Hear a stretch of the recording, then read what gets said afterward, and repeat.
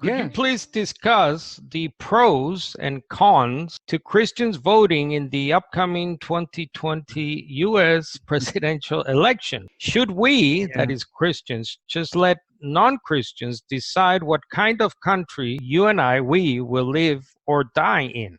Yeah, it's an interesting question. I'm not going to be decisive here. You have a right to vote as a citizen.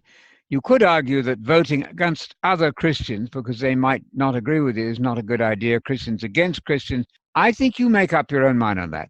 I don't get to vote because I'm not a citizen here, so I don't have that choice. I'm not going to get into the dogmatic line here to say you must not, cannot, and would sin if you go and vote. I think you make up your own mind on that one.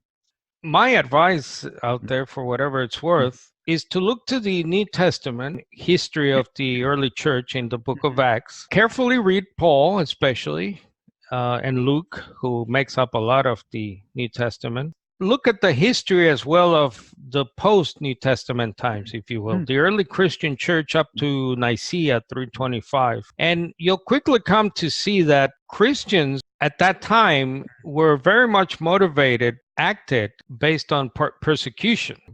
They rarely had a respite or a breather, as we say, under various emperors, but most emperors persecuted them very widely. But when they were not being persecuted, what were they doing? Well, they were preaching Christ as they knew Christ. My point is, you will see that there was almost zero involvement in matters concerning the Roman Empire, including voting.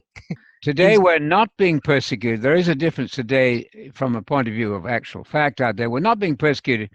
We do have a right under the Constitution if we choose to use it. But I'm not saying that you have to or don't have to. I'd leave that open to you. Like celebration of birthdays. You want to keep a birthday, go for it. There are groups out there say that's sinful. I'm not into any of that sort of stuff. If you think that one government would be less awful than another, I don't think you'd be sinning if you voted. Right. I was just going to get to that, Anthony, because the fact of today is that no matter who you vote for, it would be the proverbial lesser of two evils. Yes. But the lesser of two evils is still evil, isn't it?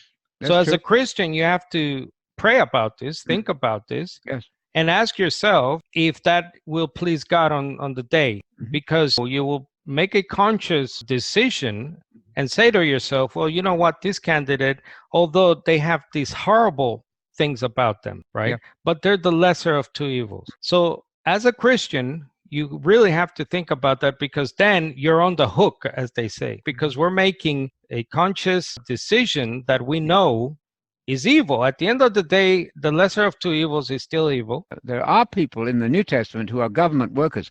Oh, they're working for an evil system. Yes, they are, but they're still working for it. So there's a little balance there. I'm going to leave that for myself an open question.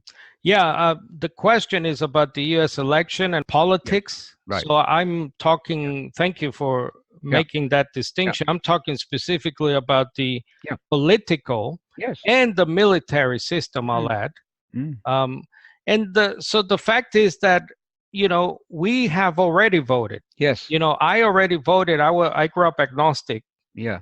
I was very much in the law enforcement business myself, by the way. So when I became a Christian, I gave all that up because I felt in my conscience I had already voted for the government that is to come. Paul says that we are awaiting a kingdom from heaven. Oh, no question. So think about those things. And as Anthony said, you can decide for yourself.